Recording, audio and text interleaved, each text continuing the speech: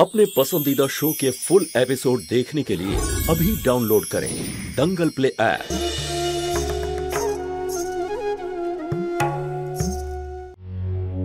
জ্যোতি কোথায় গেল?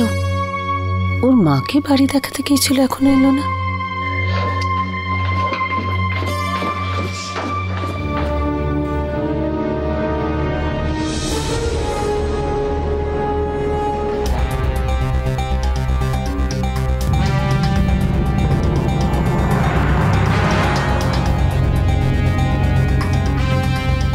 অদ্ভুত তো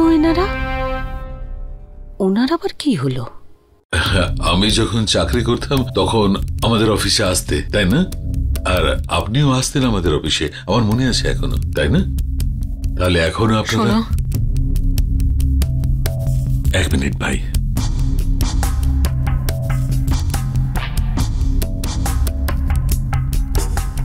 চলো এখান থেকে তাড়াতাড়ি। কি হলো পদ্মা? সব ঠিক আছে তো? শুধু এটা বুঝে নাও যে আর এক মুহূর্ত থাকতে পারবো না এখানে। তোমার যদি যাওয়ার হয় তাহলে চলো, না হলে আমি একাই যাচ্ছি। কি হলো? কি আরে এরকম হঠাৎ চলে যাওয়াটা ঠিক নয় পদ্মা, লোকেরা কি মনে করবে? আমি কারোর চিন্তা করি, আমার কারোর চিন্তা নেই। তুমি যাবে কিনা বলো? ঠিক আছে, তুমি লোকজনের কথা ভাবো, আমি এখানে আর থাকতে পারবো না। আমার দম বন্ধ হয়ে যাচ্ছে, আর কিছুক্ষণ থাকলে আমি মরে যাব। যাচ্ছি আমি এখান থেকে।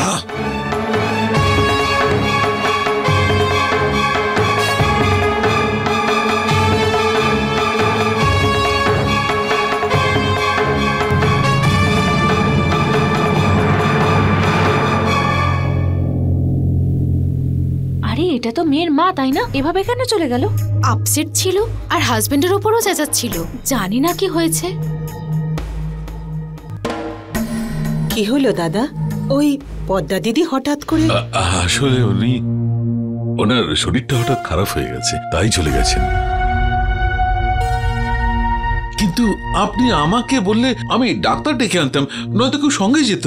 আরে দাদা, কার এত অবসর আছে, সবাই যে যার কাজে ব্যস্ত। আমি ভাবলাম কেন। দাদা, আপনারাও তো আমাদের আপনজন, অসুবিধে হলে পাশে থাকা তো আমাদেরও কর্তব্য। এটা তো আপনাদের মহানুভবতা, কিন্তু চিন্তার কোনো বিষয় নয়। আমার মনে হয় উনি উপোস করেছিলেন, সেই কারণে একটু উইক হয়ে গেছেন, তাই না মা? আর কোনো ব্যাপার নয়। আচ্ছা দাদা, আমাদেরও এবার অনুমতি দিন, অনেক দেরি হয়ে গেছে। উনি যেটা বলছেন ওনার মুখ সেটা বলছে না। মা মেয়ের মধ্যে কিছু একটা হয়েছে নিশ্চয়ই। দিদি দিদি প্লিজ, মায়ের কোনো কথা তুমি মনে নিও না। তুই তো জানিস মাকে, মা আসলে সুষমার ব্যাপারটা নিয়ে ভীষণ চিন্তিত রয়েছে, সেই জন্য সমস্ত রাগ তোর উপর দেখায়। দিদি প্লিজ, এভাবে তুই কাঁদিস না আমার সামনে। যদি তুই এভাবে ভেঙে পড়িস তাহলে সুষমাকে কে সামলাবে বল? হ্যাঁ,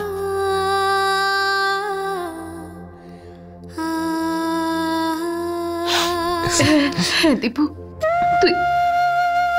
তুই ঠিকই বলেছিস। এই সময়টা কেঁদে নষ্ট করার নয়। আর মায়ের কথা আমি খারাপ ভাববো কেন? মা তো... কিন্তু দীপু, আমাদের যে কোনো ভাবে ব্রজর সত্যিটা সুষমার সামনে নিয়ে আসতেই হবে।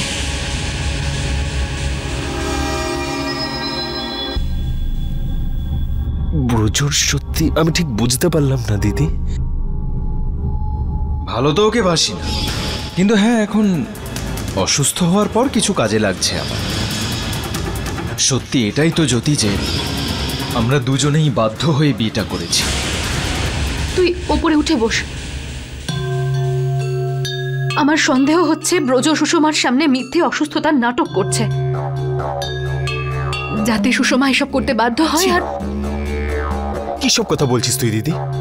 কেউ এতটা নিচে কিভাবে নামতে পারে?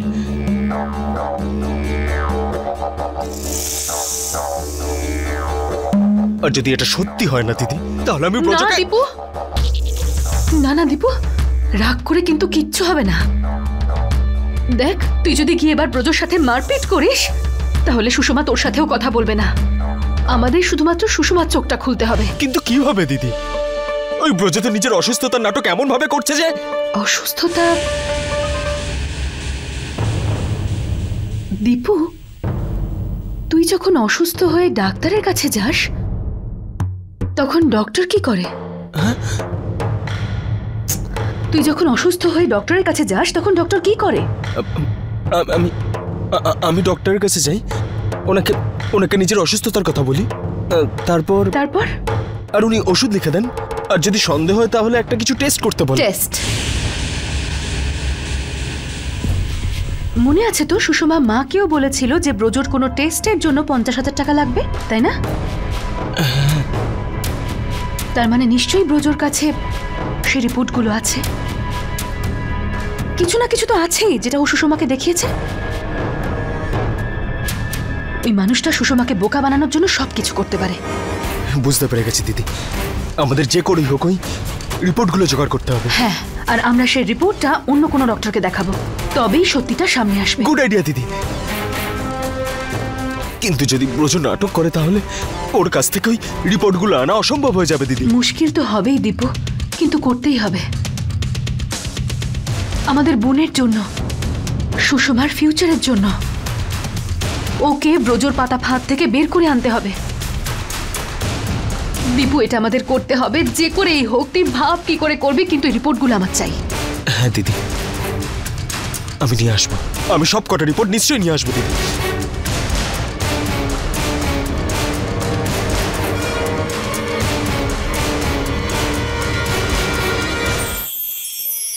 আমাদের খুব ভালো লাগলো আপনাদের বাড়িতে পুজোতে এসে। ঈশ্বর আপনাদের পরিবারের সুখ শান্তি বজায় রাখুন।